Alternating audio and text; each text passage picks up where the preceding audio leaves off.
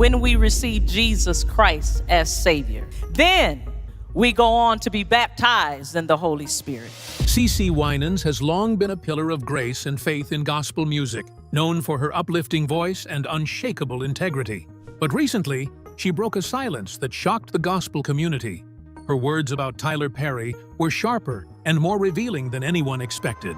How does someone so devoted to worship call out one of Hollywood's most influential figures connected to the church? What sparked her to finally speak out after years of quiet observation? The story behind this silence and sudden boldness is deeper and more complicated than it might seem. Sudden break in silence. CeCe Winans has always been a figure of quiet strength within gospel music, known for her steady commitment to worship and spiritual integrity. So when she publicly voiced sharp criticism of Tyler Perry, it caught many off guard. CeCe's words weren't vague or diplomatic. They were clear and intense, expressing a deep frustration that had built over years. She said, "And this shocked the gospel world. I hate it. I can't stay silent anymore." Such a strong declaration from someone so revered instantly sparked a wave of questions and curiosity. For years, CeCe had remained careful and silent about Tyler Perry. Despite his close ties to the gospel community, she avoided collaborations with him and stayed away from his productions, even as others embraced those opportunities. Many simply assumed their paths never crossed, or their creative styles didn't align. But the truth was far more complex. It was grounded in a serious spiritual and ethical divide that few understood publicly. That sudden break in silence wasn't just a spontaneous outburst. It was the culmination of years of observing and wrestling with what Tyler Perry's role really meant for the faith community. CeCe's voice had always stood for worship and holiness, not controversy. Her choice to openly criticize someone so influential signaled something deeper than personal disagreement. It suggested a call to examine values and boundaries in gospel culture. Yet, CeCe didn't offer a detailed explanation right away. Instead, she left listeners hanging with a powerful but partial picture, stirring intrigue and tension. Her reluctance to name all the reasons at once created a sense of mystery. People were left wondering, what exactly had she been holding back? What had finally pushed her to speak out? The answers would start to emerge slowly but surely. This moment wasn't just about CeCe versus Tyler Perry. It kind of pointed to a growing conversation in gospel spaces about that delicate tangle between faith, artistry, and influence. Some people applauded CeCe's courage, while others bristled at what they thought were pretty harsh judgments. Either way, her words kicked up a needed discussion that was just too loud to pretend didn't matter. For a woman who had spent decades building a name on grace and spiritual depth, this kind of public back and forth felt like a dramatic departure from what she normally does. It made the gospel community stop moving for a sec, listen more carefully, and really question some long-accepted partnerships. The ripple effects from that one moment keep showing up today, across gospel music and ministry alike. What came next was a mix of reactions, but also a renewed focus on what true spiritual leadership should look like while fame keeps pushing in, and culture is always shifting. CeCe's break from silence felt like the spark, the kind that revealed cracks nobody wanted to look at before. And as more voices stepped in, the bigger story underneath this conflict would become harder, not easier, to ignore. Behind that bold declaration, there were years of watching, quiet tensions that sat under the surface, and a deeply held conviction about what the church is actually supposed to stand for. This wasn't the finish line, it was just the start of a conversation that seemed ready to challenge the gospel world's polished appearance and surface some things many had sensed for a while, but never really said out loud. Transitioning from this intense moment, it helps to understand the public image Tyler Perry built that earned him such widespread respect and support within both Hollywood and the faith community. Tyler Perry's public faith image. Tyler Perry is one of the most recognizable figures in entertainment, known as a filmmaker, playwright, and actor. Alongside his success, he built a public identity rooted in faith, often speaking about God in interviews and framing his personal story as one of struggle, transformation, and spiritual growth. His close ties to the church strengthened that image. He supported gospel artists, funded church initiatives, and worked closely with influential leaders like Bishop T.D. Jakes and Bishop Paul Morton. These connections helped position him as someone bridging mainstream entertainment and faith-based communities. To many, Tyler Perry was viewed as a major blessing to the gospel world. His plays and films highlighted themes of faith, perseverance, and redemption, reaching audiences far beyond traditional church spaces. Supporters felt his storytelling brought visibility, encouragement, and financial support to gospel music and ministry in ways few others had. Still, not everyone saw it that way. Within parts of the gospel community, there were quiet concerns about how he mixed comedy, drama, and religious themes. Some wondered whether faith was being genuinely honored or gradually reshaped into something more commercial and entertainment-driven. These concerns grew as his productions continued blending sacred moments with humor and theatrical storytelling.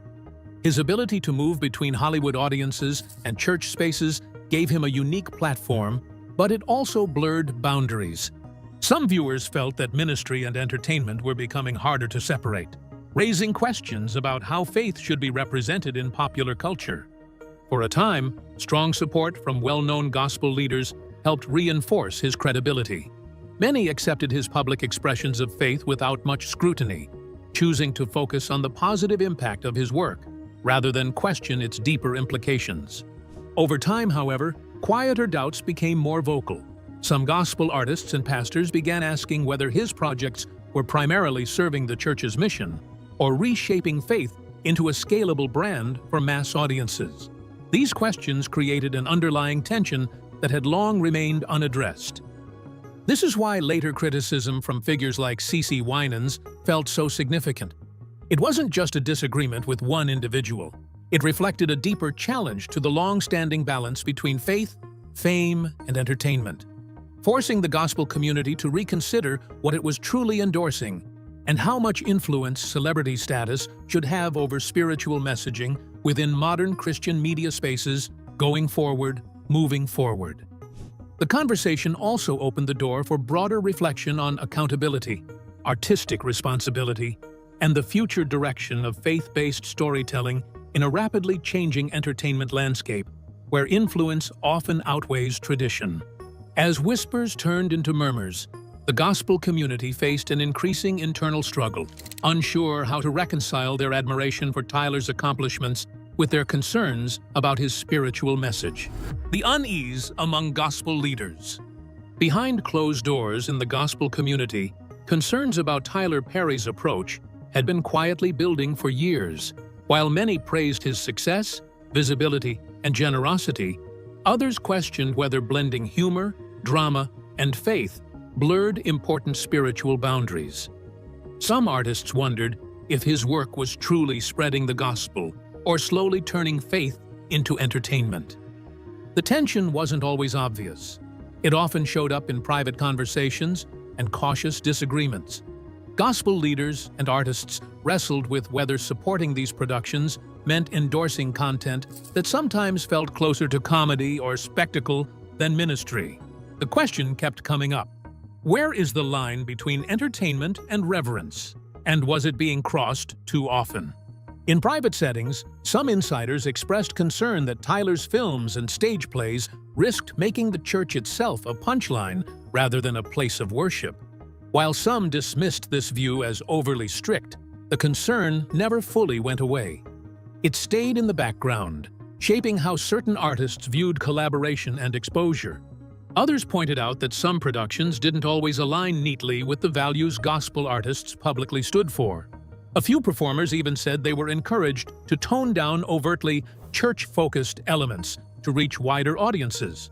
That created an ongoing tension between ministry and mainstream appeal, raising deeper questions about how faith-based messages should be presented in popular culture.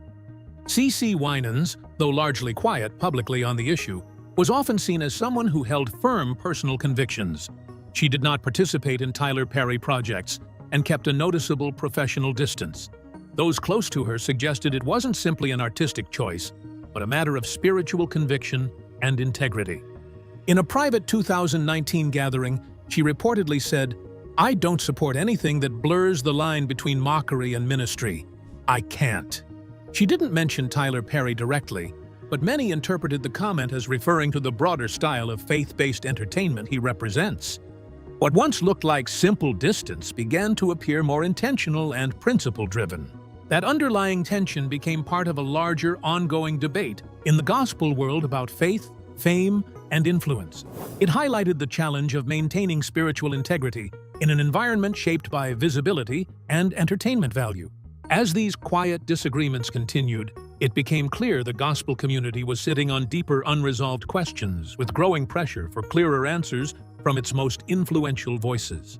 The impact of one pivotal moment at a major gospel event would soon turn whispers into an unavoidable conversation that changed everything.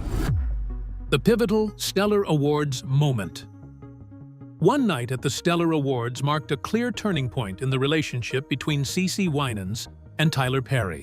The event was meant to celebrate gospel music, bringing together major voices in worship and praise. When Tyler Perry stepped on stage, reactions were mixed. Some welcomed him for his support of the gospel community, while others were unsure what to expect. What followed, however, shifted the mood entirely. Instead of keeping a reverent tone, Tyler began sharing jokes and personal stories that many felt didn't fit the atmosphere. His remarks drifted away from the spiritual focus of the night, creating visible discomfort in the audience.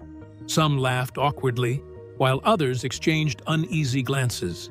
The energy in the room changed, clashing with the purpose of the event. Attention soon turned to CeCe Winans, seated in the front row. She remained still, arms folded, eyes lowered, choosing not to smile or applaud. Witnesses said she appeared to be praying, quietly holding her composure. Her silence stood out, sending a powerful message without her saying a word. It reflected a deep discomfort with what was happening on stage. After the event, most artists gave safe, neutral responses to the media, highlighting Tyler's contributions rather than addressing the moment. CeCe, however, stayed silent and left early, skipping the after-party where Tyler was being honored. This wasn't the case. It was a clear and intentional decision that signaled her disapproval. Some people close to CeCe say that night kind of changed something for her. Like, after that, she sort of pulled back from Tyler Perry's work, and she avoided collaborations too, even while other folks in gospel music kept right on engaging him. What she had going on wasn't just a preference thing. No, it was more like a firm conviction, almost like she was drawing a clear line between ministry and entertainment. No wiggle room. And the whole moment sort of exposed a deeper tension inside the gospel world too. I mean, where does faith stop and performance start, right? CeCe's quiet resistance sat there in contrast with the way Tyler often gets accepted, showing a wider split in how faith is presented in mainstream culture. She didn't speak publicly back then, but her actions already made her position plain. Her silence, it felt like a kind of statement. Like mixing sacred ministry with entertainment comes with consequences. That night turned into a defining pivot, and it set things up for when she would later speak out. So in the end, it wasn't really a matter of whether CeCe would address the issue, it was just a matter of when. And when she finally did, the impact would be impossible to ignore. The tension born that night lingered in the air, swelling quietly until it erupted with a viral podcast interview that sent shockwaves across the gospel community.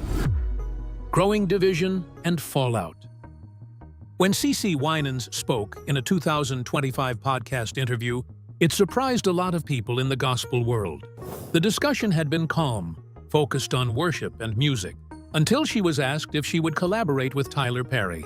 Her response shifted the tone immediately. She said no, explaining she couldn't support what she believed he stood for. Her use of the word hate made the moment even more controversial and quickly sparked attention online. The clip spread fast across social media and turned into a major debate. In an industry where public figures usually choose careful wording, CeCe's directness stood out. Some people praised her honesty and saw it as refreshing, saying she was simply speaking her convictions without filtering them. Others felt her comments were too harsh, especially towards someone widely respected for his success and his support of gospel-related projects. What started as a simple interview answer quickly became a bigger cultural discussion across both gospel and entertainment spaces. Not long after, things escalated. CeCe's name was quietly removed from the lineup of a major gospel conference in Atlanta, an event she had headlined before, and one tied to figures associated with Tyler Perry. The timing led many to believe it was connected to her comments. Online speculation spread quickly, with people questioning whether it was a quiet form of retaliation or distancing. The situation added fuel to an already heated conversation. From there, the discussion expanded beyond just CeCe.